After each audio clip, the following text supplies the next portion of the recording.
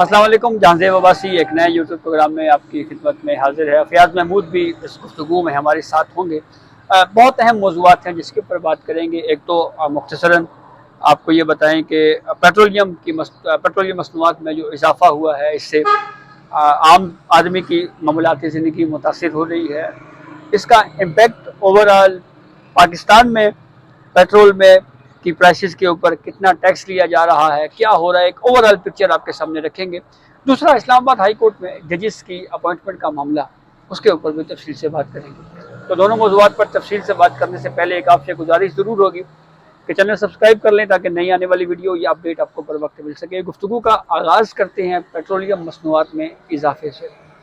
फ़याज़ महमूद साहब, पेट्रोलियम मसनूआत के हवाले से जब भी इजाफ़ा देखने को मिलता है, जब ये ख़बर सामने आती है, तो साथ ही सोशल मीडिया के ऊपर उस वक्त की अपोजिशन के अहम सियासतदान जो इस वक्त हुकूमत में हैं, उनके माजी के बयानात जो हैं वो फिर सोशल मीडिया पर गर्दिश करना शुरू कर दिए जाते हैं। मैं बात कर रहा हूँ मुस्लिम लीग नून की, कि जब वो अपोजिशन में थी और PTI की हुकूमत थी, पेट्रोल प्राइसेस में इजाफा होता था, तो उस वक्त वो क्या क्या बयानात देते थे, वो अब दोबारा से सर्कुलेट हो रहे हैं। क्या समझते हैं आप कि ये इस तरह का पेट्रोलियम मसनूआत में इजाफा क्या वाक़यातन जो जंगी सूरत हाल है मशरिक़ वस्ता की, वही वजह है या कुछ और भी है? नहीं, वो वजह नहीं है। वो एक वजह ज़रूर थी और जिस हद तक होना था वो हो चुका है, लेकिन इस वक्त जो हमारी सूरत हाल है वो बड़ी ही परेशान कुन है।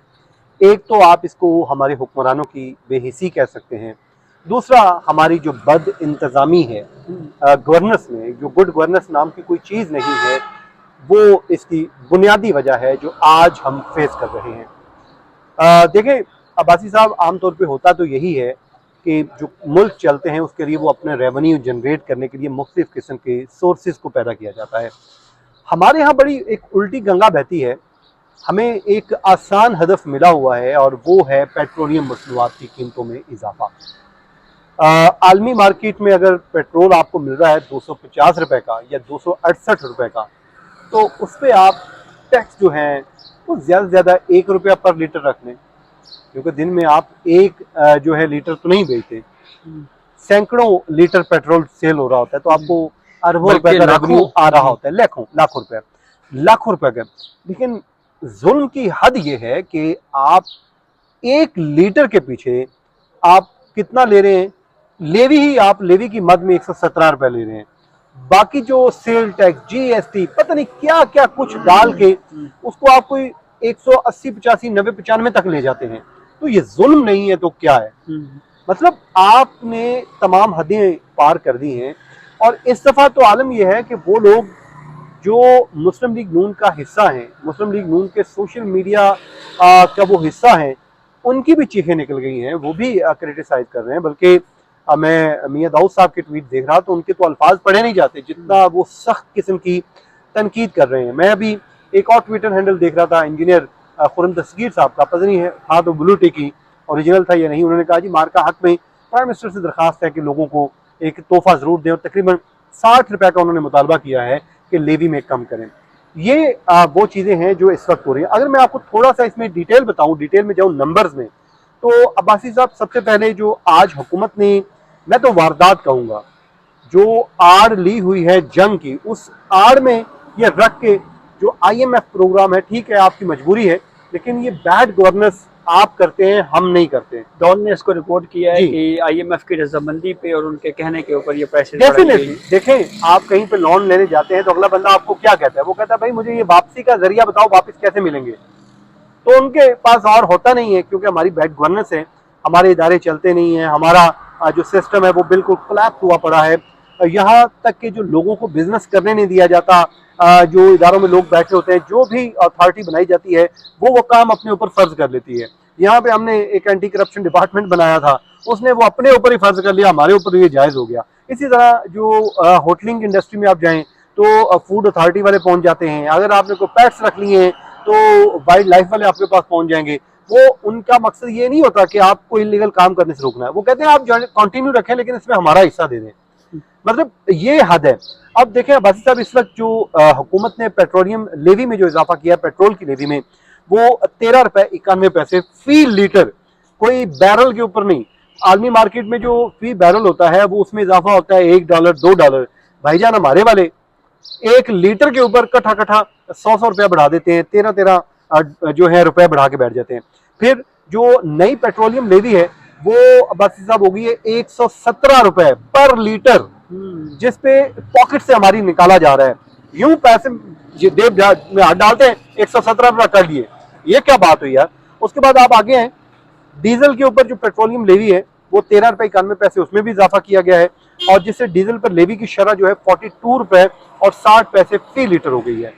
और अभी मैं आपको बताऊं, घबराना नहीं है आपने, ये अभी 117 कम है, ये इन्होंने 160 रुपए तक लेके जानी है। अच्छा, क्योंकि प्रॉमिस ये है, पीछे जब बढ़ाया था 80 से अचानक लेके थे 160, तो ये लेके जाना है। अभी जो इस वक्त तो पेट्रोलियम की जो इस वीक में जो है किस्त हमसे काटी गई है हमारी पॉकेट से, इस दफा तो वो कम हुआ है आलमी मार्केट में, लेकिन इन्होंने अपना 13 रुपए बढ़ा दिया। इन्होंने कहा कि ठीक है हम किस्तों में इनका खून निचोड़ेंगे।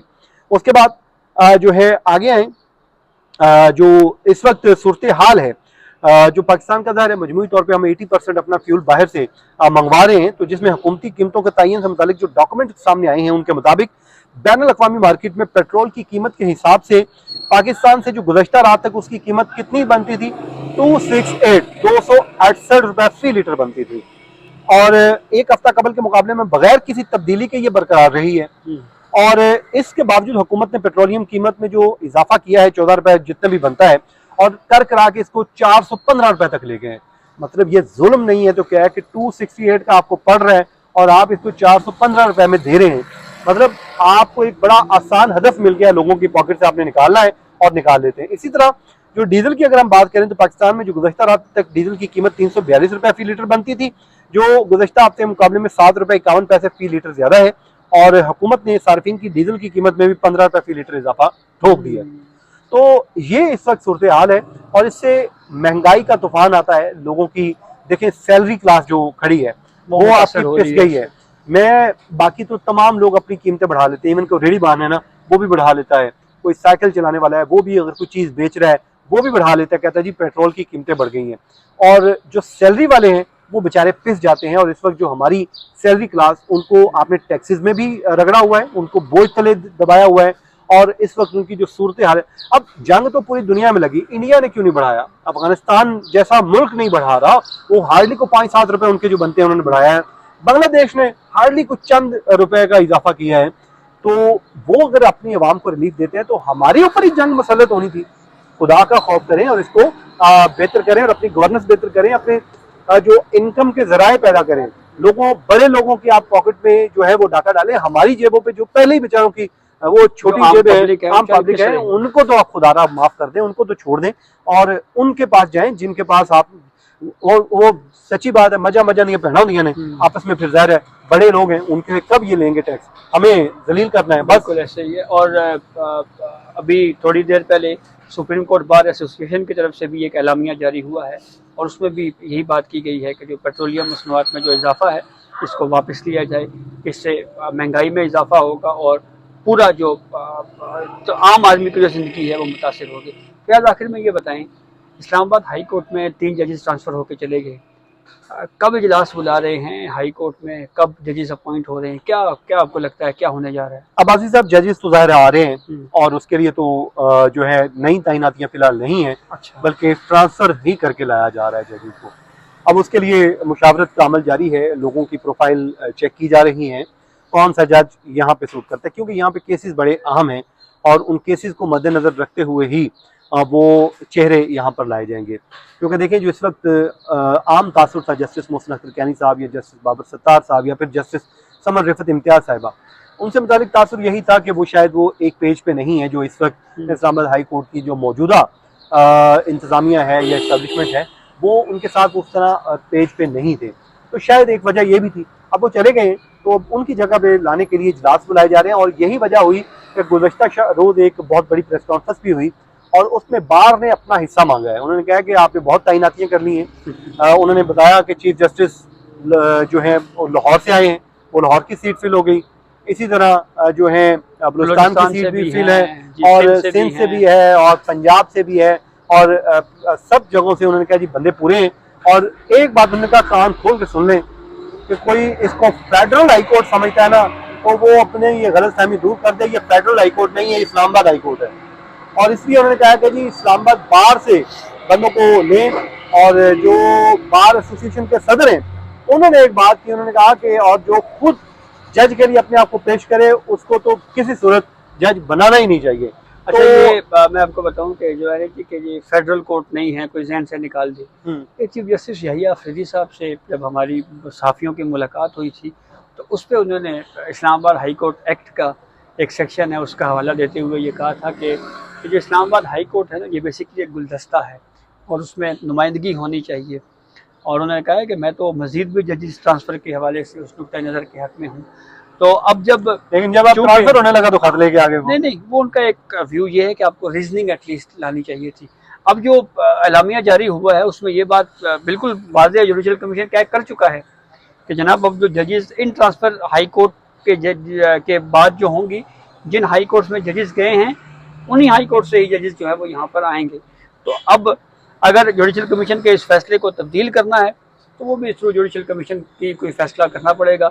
अदरवाइज मेरे ख्याल में बार की जो, जैसे आपने कहा जी, कोई हिस्सा मांगने वाली बात है, मुझे नहीं लगता कोई ये बात कोई शायद उनको नहीं मिलेगा ऐसा। मेरा नहीं ख्याल चलो ये बार वालों के पास भेजते हैं ना लिंक, उनको कहते हैं भाई हिस्सा कोई नहीं मिलना आपको। देखें जी क्या मामला होता है। तो ये अब तक की अपडेट थी जिससे हमने आपको आगाह किया। अपने फीडबैक से हमें ज़रूर आगाह कीजिएगा। इजाज़त दीजिए, अल्लाह हाफ़िज़। अल्लाह हाफिज़।